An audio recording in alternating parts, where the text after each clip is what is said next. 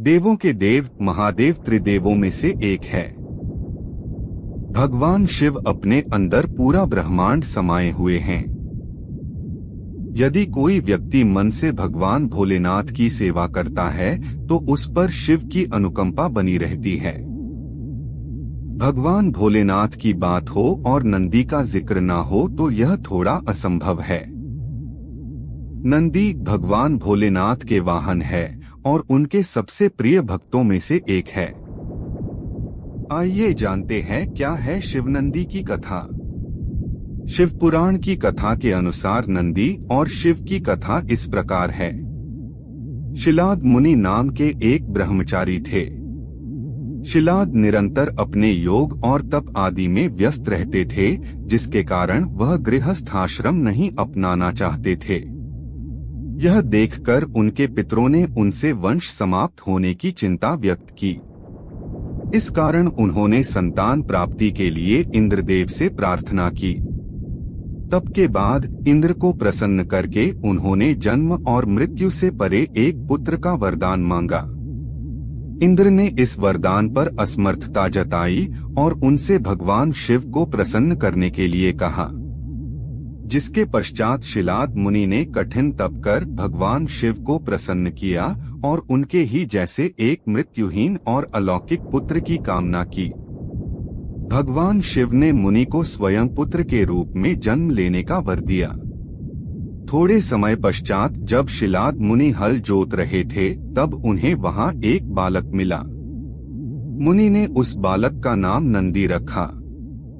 जब वह बालक बड़ा हुआ तो उनके आश्रम में मित्र और वरुण नामक दो मुनि आए।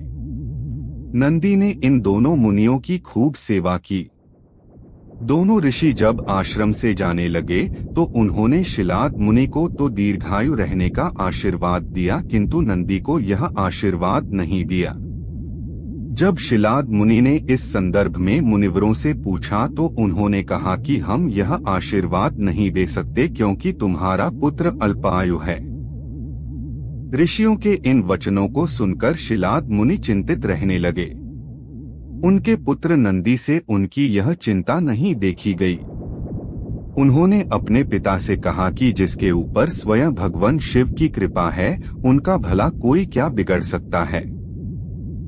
इतना कहते ही वे मृत्यु पर विजय प्राप्त करने के लिए शिव की आराधना करने वन में चले गए। वन में उन्होंने अपने तप और ध्यान से भोलेनाथ को प्रसन्न किया। जब भगवान शिव ने उन्हें दर्शन दिए तब नंदी ने कहा कि प्रभु, मैं उम्र भर केवल आपकी सेवा करना चाहता हूँ। भगवान ने प्रसन्न होकर नंदी को वरदान दिया और कहा, पुत्र नंदी, तुम भय मृत्यु से मुक्त अजरमर रहोगे। मेरी कृपा से तुम्हें जरा जन्म और मृत्यु किसी का भी भय नहीं होगा।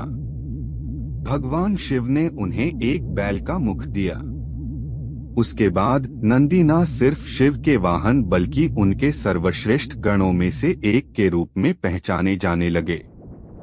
भगवान शिव के प्रति नंदी के इस भक्ति और समर्पण के कारण आज कलयुग में भी हर शिव मंदिर में भगवान शिव के साथ नंदी हमेशा विराजमान होते हैं।